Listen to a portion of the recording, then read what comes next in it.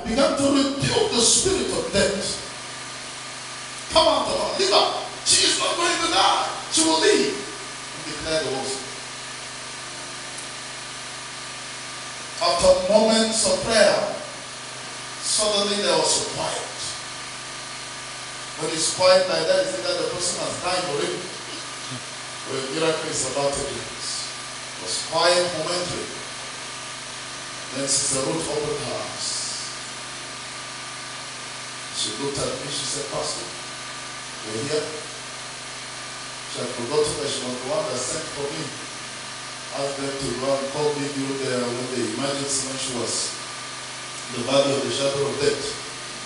Just like Ezekiel. You know, I told Ezekiel some of the things he said. He doesn't remember. Before he was rushed into the theater, he asked where his pastor, the pastor should pray for him. Because when you enter the theater, you're not sure you come out dead or alive. Some people just slide over dose of the anesthetic and they appear at the judgment. Alright, so anything can happen when you're going in for surgery. Pray for him, all the things he said. I said, "Ezekiel, do you remember you said this?" He said, "He doesn't remember anything." Glory to Jesus. So Sister Ruth, she just looked at me and said, "Pastor, you're here?" "Yes." And then she began to tell us the story of what happened in the great beyond. She had actually started leaving her spirit. And according to her, she said, she saw Jesus. When she saw him, she ran to hold his feet. And that he said, "No, it's not time now. You're not coming now. Go back. Go back." And that's how she would talk back. Glory to Jesus. It's wonderful to see Jesus. When you're a child of God, born again of the Spirit of God, it's wonderful. When you go to the great beyond. Those who have gone to the great beyond, who have had a glimpse of heaven, they don't want to return back again, Sister Jenny. They don't want to return. Because the glory there, I mean, is so wonderful. So wonderful. So great. The sister died one time. The brothers disturbed heaven so much that Jesus had to send her back. And the sister said, "I don't want to return." And Jesus said, "But your brothers and sisters are disturbing me here or not. So you have to go back." When she died, the brethren refused to bury her. They were crying, "God, she must return back. They must come back there." 3 days. They are not eating food. They are not taking water somewhere, rolling on the ground, rolling, crying. You can imagine for 3 days. Some have become so weak, no more strength to even pray, but they are still praying that this sister must return. Their mouth dry, saliva has become highly viscous. Dry mouth, you know, when you pray. You ask Sister Alice, and she prays the whole day that she will do in the prayer camp. You see how dry the mouth is. And then Jesus said, "You have to go back." The sister said, "No." Then the Lord Jesus opened her eyes. And she saw the brethren on earth, rolling on the ground, crying, screaming, asking God for her to come back. And Jesus said, "You see, they are not allowing me to rest, so you have to go." So she returned back. When she returned back, she said, "Why did you people bring me back?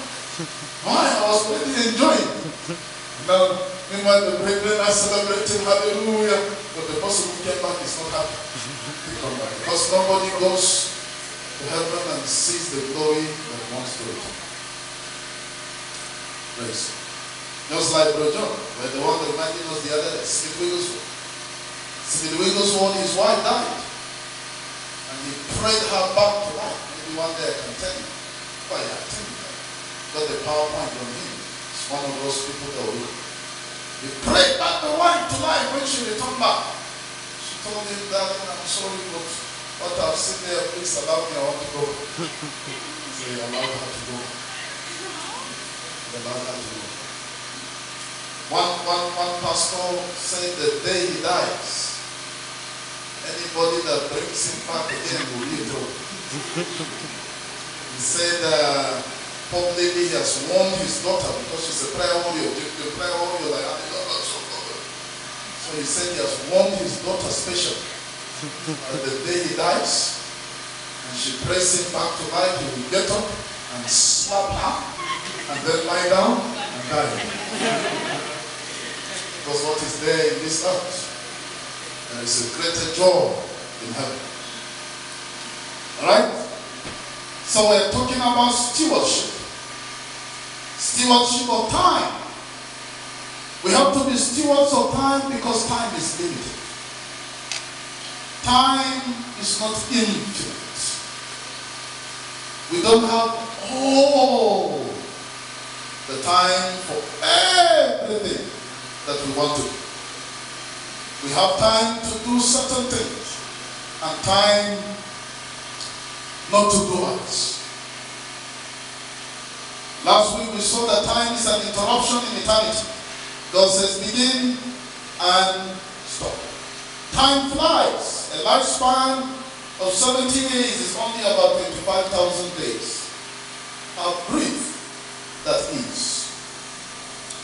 Some facts about time, we observe that all of us waste time. We also observe that we cannot change time. So we must accept this fact: time is the most important resource to mankind. We also observe that we cannot do anything to increase the quantity of time. We can only steward time. We can do anything, but we cannot do everything. And we must accept the fact that we all procrastinate. We postpone things. I will do it tomorrow.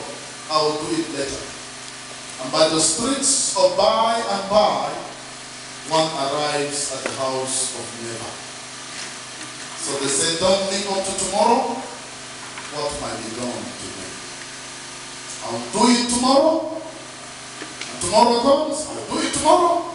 Tomorrow comes, I'll do it tomorrow. Tomorrow comes, before you know, there is no more time left. We all procrastinate, so we must minimize procrastination.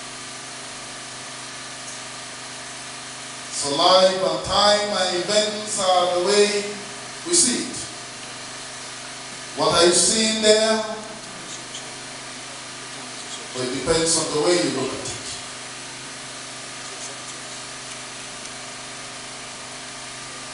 So you might be seeing a frog or a toad, or you might be seeing a horse.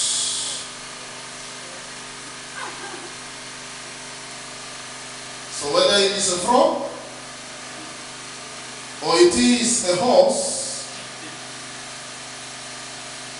it's up to you. Depends on the way you look at it.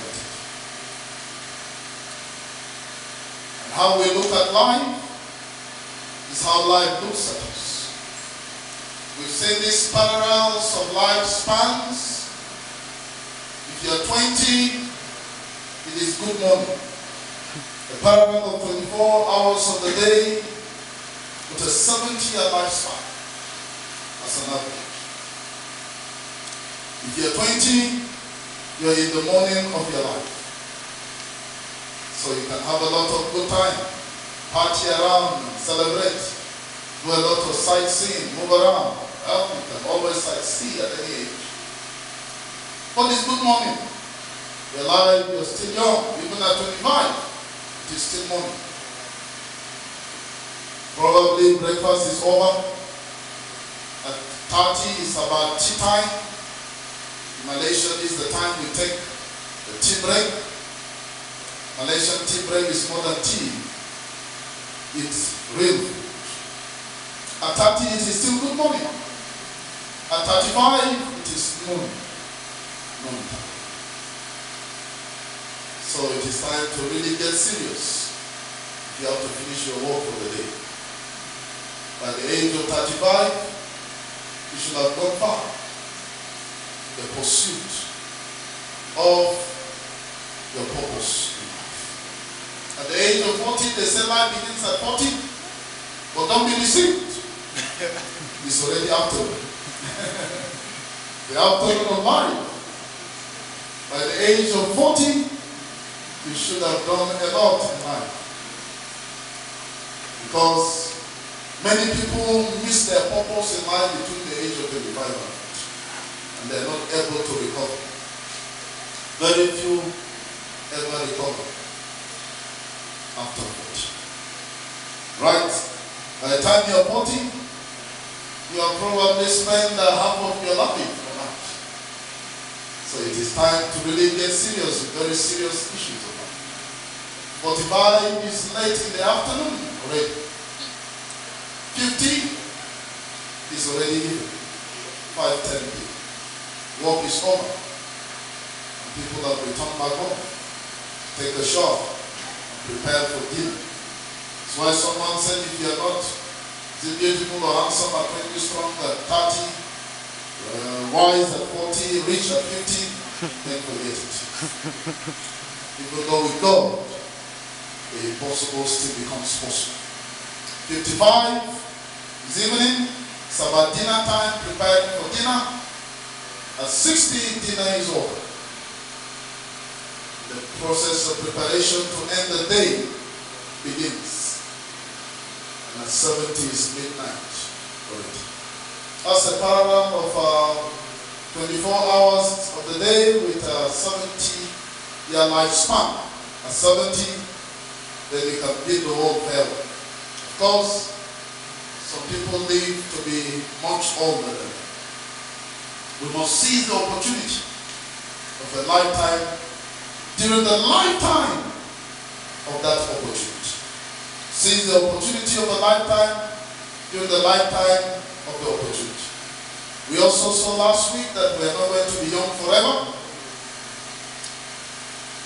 That is why the people of the world say rightly, make hay while the sun shines. Miss India in 1947. This is the same Miss India now. See how disfigured the face is. Do you believe that is the same person? Is it this same girl that is this one? If God so blesses us that we live to be old, ripe old age, then you can compare your picture, Alice, as you are now, compare it when you will be 90. You know, when I came here to care you a few months ago, I came to care you in September, and an elderly professor just saw me. He saw me coming out of the reception of the hospital. I've gone to human resource there at the hospital, doing some documentation and other things. So I was walking out. The elderly man was seeing me for the first time, and then we got into conversation. He said, "Oh, you look handsome." He said, "I hope you have pictures of